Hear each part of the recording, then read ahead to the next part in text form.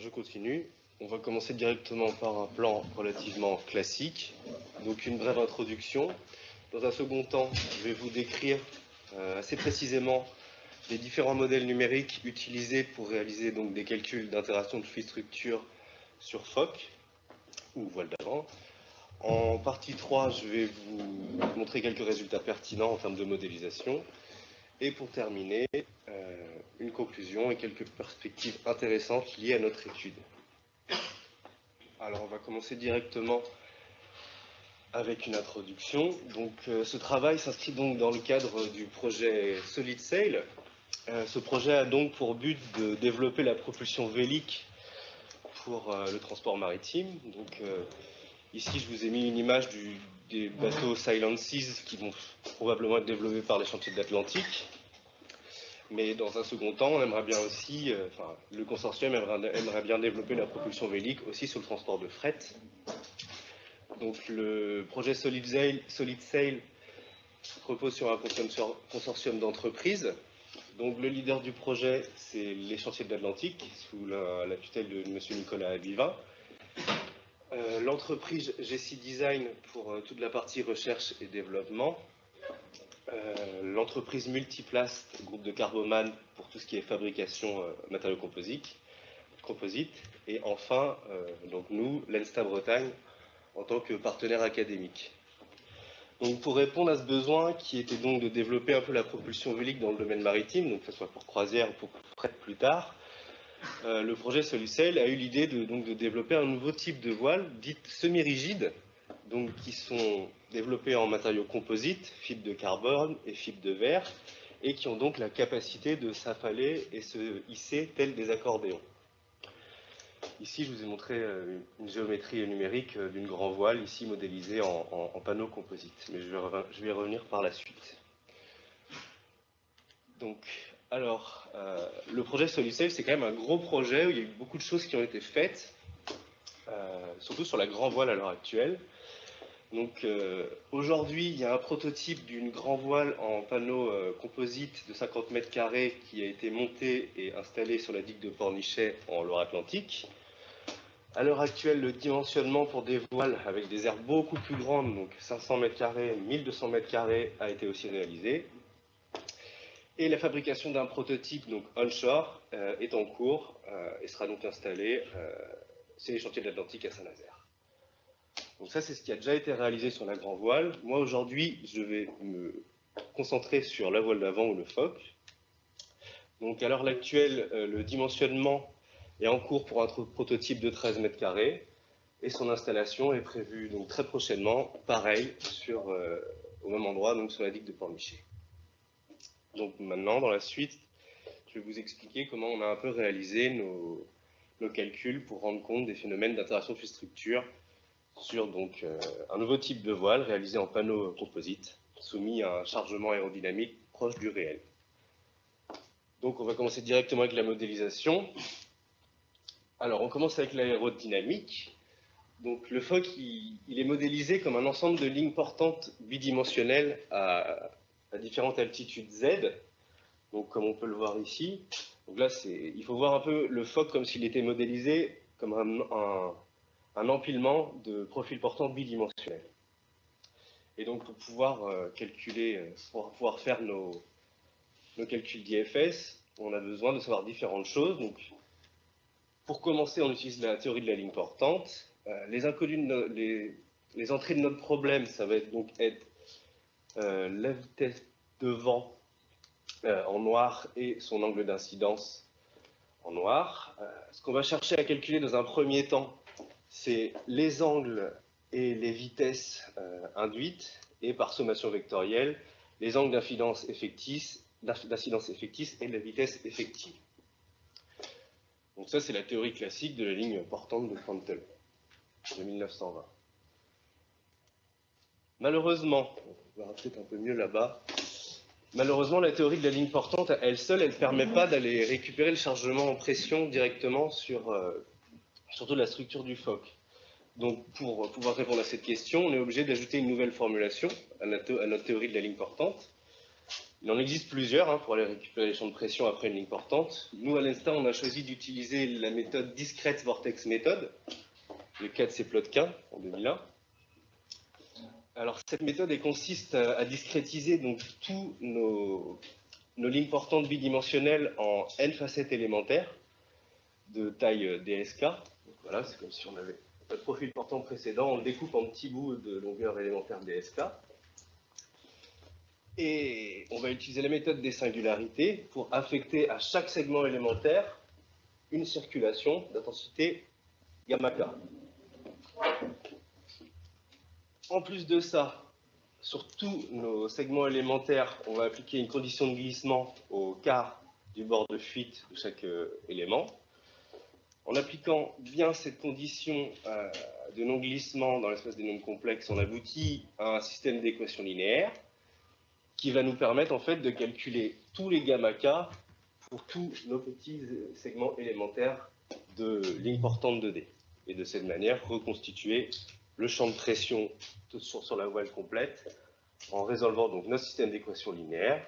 Là, ici, on retrouve nos inconnus.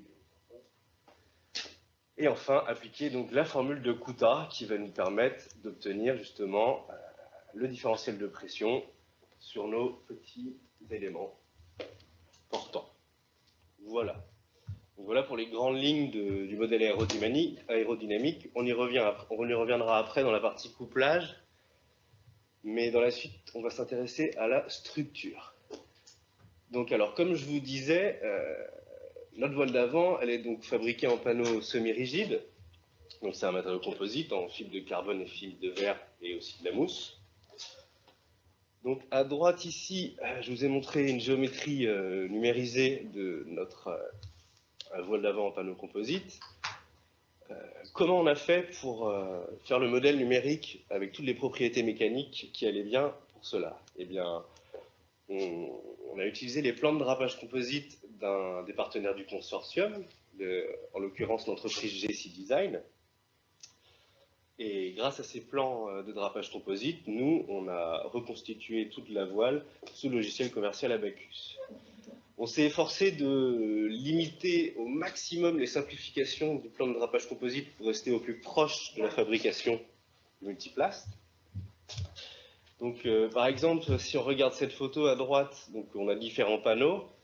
Chaque panneau va avoir ses propres caractéristiques, mais aussi au sein de chaque panneau, on a des zones qui auront différentes propriétés mécaniques.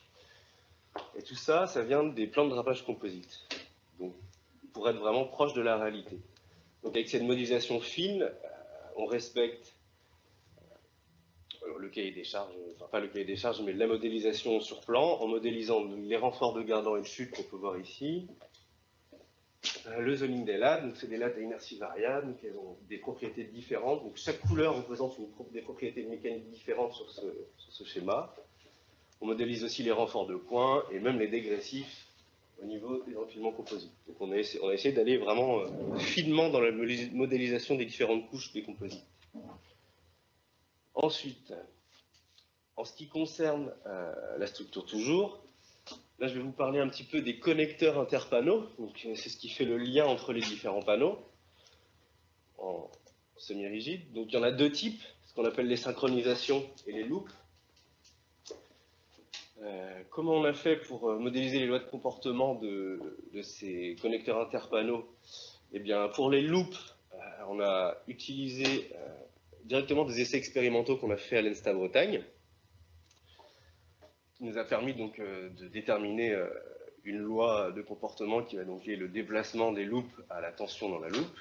Pour les je voulais juste ici rajouter que sur les loops, on a gardé qu'un seul degré de liberté, pour simplifier. C'est le degré de liberté dans l'axe de la loupe. Pour les synchronisations, c'est légèrement différent. Ici, on a conservé deux degrés de liberté. On ne voit pas très bien sur cette vidéo ici, mais là-bas, on verra un petit peu mieux. Donc, on a 2 degrés de liberté pour les loops. Donc, en bleu, c'est le degré de liberté vertical. Non, par exemple, transverse, pardon. Et en orange, c'est le vertical. Et enfin, pour le maillage, on a conservé un modèle avec environ 5000 éléments en coque de type Kirchhoff. c'est parti pour le couplage. Avant, je vous ai présenté l'aérodynamique, le modèle structurel. Maintenant, je vais vous parler du couplage. On va essayer de refaire un petit peu toute la stratégie. Donc, si on se souvient tout à l'heure, les entrées de notre ligne portante, c'était donc la vitesse du vent à une certaine altitude et son angle d'attaque. Ensuite, on applique notre ligne portante. Donc, on va prendre des sections bidimensionnelles de D pour la ligne portante. Ensuite, on va résoudre notre ligne portante pour obtenir nos vitesses induites et angles induits. Par sommation vectorielle, comme précédemment, on va obtenir les vitesses effectives et angles effectifs, pour pouvoir appliquer cette fois-ci la méthode DVM et calculer les circulations locales pour récupérer le champ de pression. Suite à cela, on a récupéré notre champ de pression en sortie de ligne portante plus DVM, Discrete Vortex Method. On va réaliser une interpolation bilinéaire de notre champ de pression, c'est-à-dire aérodynamique en sortie de ligne portante plus DVM, qu'on va ensuite implémenter dans le logiciel commercial Abaqus en tant qu'effort d'entrée tout simplement. Suite à cela, on utilise le logiciel Abaqus avec un calcul quasi statique en dynamique implicite itératif pour converger vers la forme finale du creux du phoque. Et de cette manière, on va pouvoir avoir le flying shape du phoque et les efforts auxquels il est soumis. Voilà donc pour les grandes lignes, pour la stratégie, pour réaliser de l'IFS sur des phoques en panneaux semi-rigides composites. Donc maintenant, je vais passer sur les résultats. Mais avant de parler des résultats, je vais vous parler un petit peu du cas de chargement aérodynamique qu'on a retenu pour les résultats qui vont suivre. Donc, pour notre cas de chargement aérodynamique, on a fait comme si notre navire avançait donc à 10 nœuds. Le true-in angle, donc l'angle réel de vent, est de 60 degrés, donc c'est un cas relativement dimensionnant. L'angle de bordure du phoque est fixé à 25,5. L'altitude de référence du vent a été fixée à 11,1 mètres et la vitesse du vent retenue à cette altitude est de 25,39 nœuds. Et donc là, on retrouve les entrées de notre LLT. La boucle est bouclée. Et juste, je voulais rajouter que la loi d'évolution du profil de vent en fonction de l'altitude, c'est une loi qui vient de la norme DNV RPC 205 et c'est une loi de type logarithmique, en accord avec notre partenaire du consortium GC Design. Maintenant, on va parler des résultats. Donc, à partir de maintenant, on va comparer deux types de modèles. Donc, un modèle avec uniquement des connecteurs loop et un autre modèle avec des loops ainsi que des synchronisations. On va appliquer le même cas de chargement aérodynamique et les mêmes prétentions dans l'écoute et l'été de notre voile d'avant.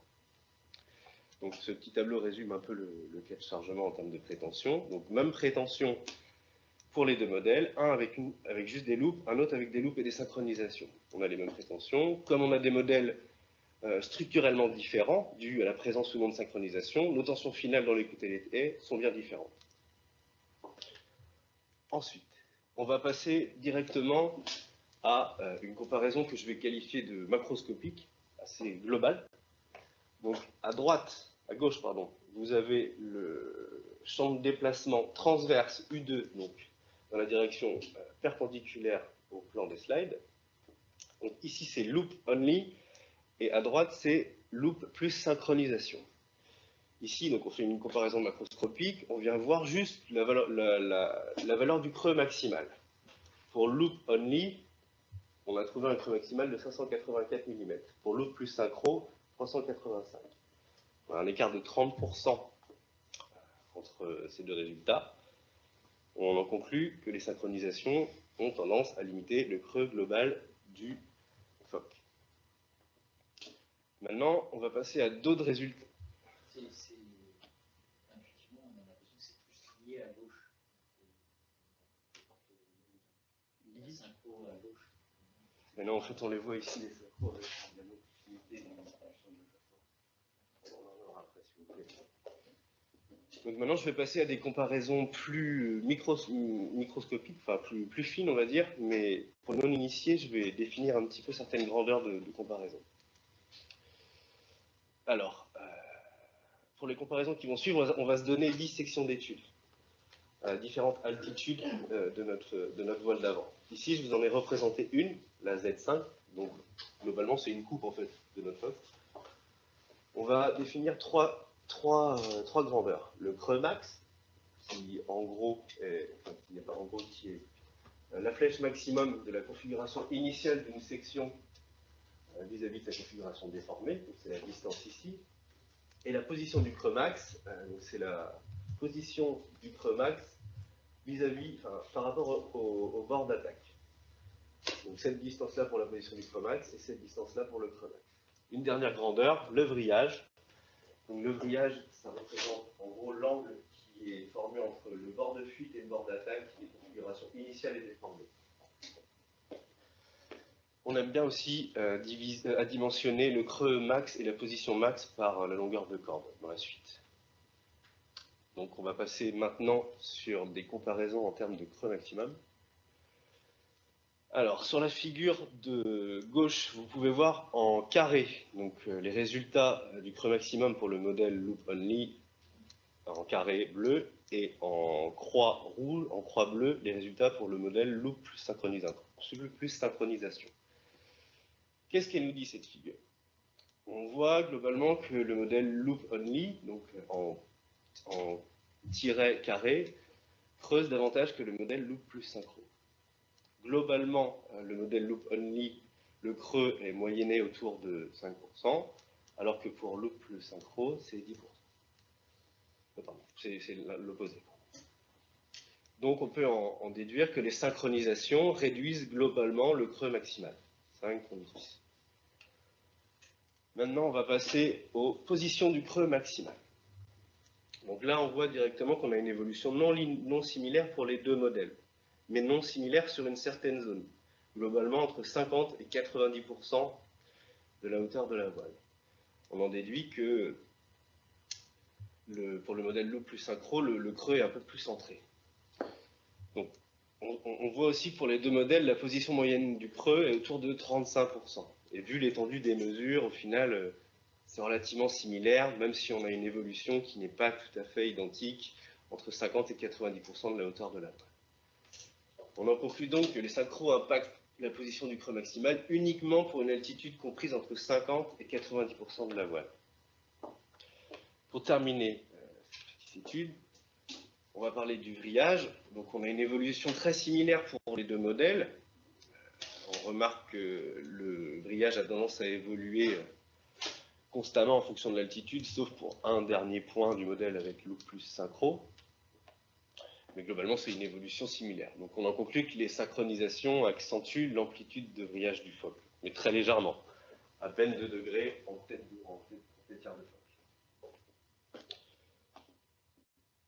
Pour continuer, une petite étude de force propulsive et force transverse pour notre modèle avec Loop Only et pour le modèle avec Loop et synchronisation. En termes de force transverse, pour les deux modèles, les résultats sont très similaires. Leur écart est de l'ordre de 1%. Par contre, pour la force propulsive, on voit que le modèle Loop Only admet une force propulsive d'environ 1500 newtons, alors que le Loop plus synchro, c'est plus 1150, qui nous donne un écart de 30% entre les deux. Donc on en déduit que la présence des synchros, elle engendre une force transverse équivalente, mais par contre, elle engendre une perte de force propulsive de 28%. C'est pas n'importe quoi. Pardon. Alors on va conclure maintenant. Donc, ce que je vous ai montré en partie 2, c'est qu'il était donc possible à l'ENSTA Bretagne de développer une méthode robuste pour résoudre nos problèmes d'interaction fil-structure sur phoque, sur voile d'avant fabriqué en panneaux semi-rigides composites. Nous, on a bien pris en compte des phénomènes d'interaction entre le phoque semi-rigide et l'écoulement aérodynamique proche du réel. La pertinence de ce genre de développement, qui ne révolutionne pas la science non plus, parce qu'on a utilisé quand même des modèles qui existent déjà, c'est la vitesse de calcul. C'est que nous, on a des résultats en 15 minutes sur des ordinateurs personnels sans faire de CFD, sortir l'artillerie lourde de calcul type Urance ou ce genre de choses. De plus, notre algorithme IFS, notre méthode de calcul, elle est adaptable à quasiment tous les types de profils portants. Enfin, en dernière partie, pour la partie 3, je vous ai parlé un petit peu des synchronisations. Donc on a vu qu'elle diminuait la flèche maximale d'environ 0,2 m, ainsi que les creux maximum. Les synchronisations n'impactent pas significativement les positions moyennes des creux maximaux, mais elles augmentent légèrement l'amplitude du vrillage. Pour finir, les synchronisations n'impactent pas la force transverse, mais diminuent la force propulsive d'environ 28%. On continue pour quelques petites perspectives. Donc, nous, à l'heure actuelle, là, on s'intéresse beaucoup à ce qu'on a appelé la suppression du vrillage négatif. Donc, dans les planches que je vous ai montrées précédemment, j'avais un vrillage négatif. Et ça, c'est pas très bien pour des gens qui savent un peu faire de la voile. C'est pas très consistant. Et donc, on est en train d'essayer de voir à l'heure actuelle comment modifier un petit peu le cas de chargement de la voile, peut-être en termes de prétention pour obtenir un vrillage positif. On aimerait aussi valider, bien sûr, nos calculs numériques par des mesures expérimentales, in situ, peut-être fin 2021 à Pornichet. On aimerait aussi adapter cet algorithme pour étudier précisément l'interaction aérodynamique entre la grand voile et la voile d'avant. Il y a déjà un gros travail qui a été fait sur la grand voile. Donc maintenant, on aimerait coupler la voile d'avant et la grand voile en panneau semi-rigide et voir l'interaction entre les deux. Et enfin, ce qui serait très bien aussi, c'est de confronter nos résultats d'interaction fluide-structure à d'autres modèles aérodynamiques, et typiquement des modèles instationnaires visqueux type Urance. Parce que nous, jusqu'à présent, on utilise la théorie potentielle. Voilà. Merci de votre écoute. Si vous avez des questions.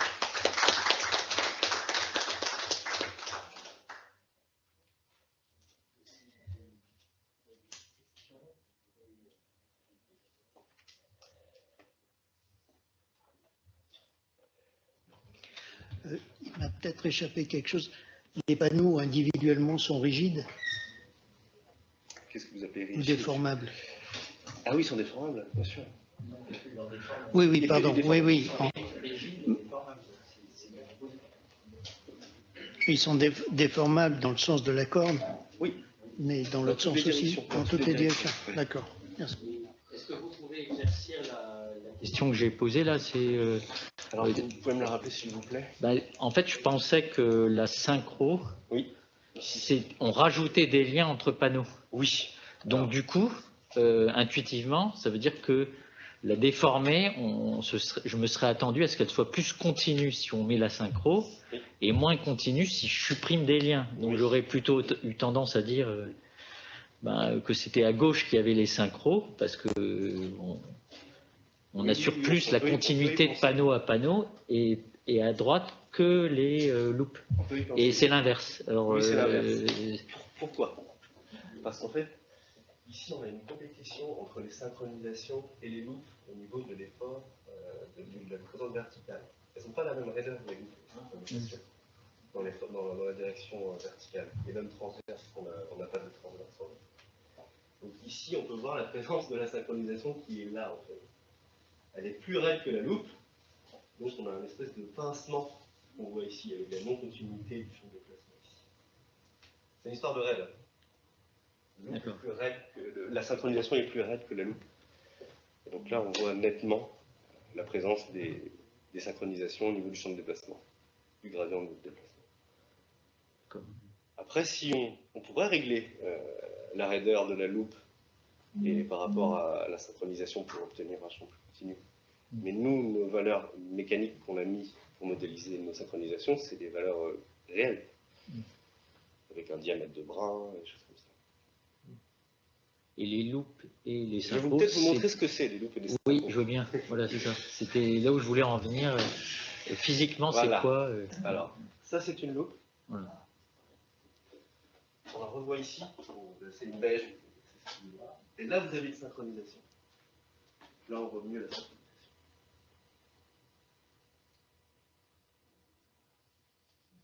Donc c'est du textile. C'est du Dynéma. Ça lie les panneaux en bout de panneau et l'autre, ça lie les panneaux Oui, à une certaine, au milieu du panneau, voilà, enfin une certaine dit, c'est distance. que les synchronisations sont surtout là pour avoir un affalage très propre. En fait, quand on va affaler la voile, je ne sais pas si on le voit là, vous voyez les synchronisations là. En fait, elles vont se poser les unes sur les autres pour que les membranes, donc ici en blanc, et les renforts ne se touchent pas. Et que la voile soit bien affalée et bien rangée dans sa traînique. C'est pas la synchronisation, son but, c'est moins un but aérodynamique, c'est plus un but d'affalage. Et donc, la synchronisation pourrait avoir plus de jeu en quelque sorte. Oui, on pourrait. Donc, mais vous ne voulez pas prolonger l'étude pour supprimer, enfin diminuer la perte due à ces synchros, parce qu'on a vu une perte de 30%, 28% sur la poussée due à ces synchros. Donc Après, on n'a pas fini nos comparaisons avec nos demandes du consortium. GC Design qui réalise aussi des calculs. Avec une autre technique, il fait du Urance et nous on fait du potentiel. Peut-être qu'après, si on voit vraiment des différences notables avec leurs calculs à eux et les nôtres. Et justement, je me posais la question de la pertinence de calculs en potentiel plus parfait, dans des cas où l'expérience montre que les écoulements sur les voiles d'avant sont quand même souvent un petit peu décollés, voire oui. Alors oui, bien sûr. Donc, la pertinence, comme je vous l'ai dit tout à l'heure, c'était juste dans le temps de calcul, on va dire. Mais parce que je veux dire, faire rapidement un calcul faux, oui, c'est pas forcément utile. Mais il n'est pas si faux que ça, notre calcul. Justement, c'est ça ma question. C'est comment aujourd'hui on peut dire que ce calcul donne un résultat utilisable. Alors, voilà. Alors, dans un travail un peu précédent qui a été fait sur la grand voile uniquement par mon collègue Mathieu Sachet, il a utilisé. Donc là, c'est un peu différent encore, parce que là, on avait une grand voile en panneau composite, mais un foc traditionnel. Donc c'était plus compliqué. Mais globalement, si on regarde les courbes en tiret,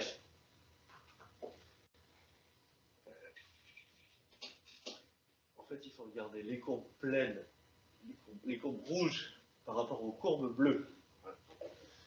Et donc, nous, l'Est Bretagne, enfin, la méthode que je vous ai présentée aujourd'hui, c'est la méthode LLP, donc bleu. Pareil ici. Et elle a été confrontée à une méthode Rance, et ça a été fait par Fine Marine, le logiciel ici. Et donc on voit que notre LLP, en termes de CX et CY, donc le portant cette traînée, eh bien, elle surestime le modèle Rance. Donc nous, on s'est dit qu'on surestime le modèle Rance. On est peut-être faux par rapport au modèle Rance, un petit peu, mais ça peut être vu comme un peu un facteur de sécurité pour l'ingénierie. C'est effectivement pour le dimensionnement des voiles. On va surdimensionner nous avec notre IFS. Par contre, pour la propulsion, pour faire en gros pour constituer un VPP, on risque d'être déçu par les performances du navire après.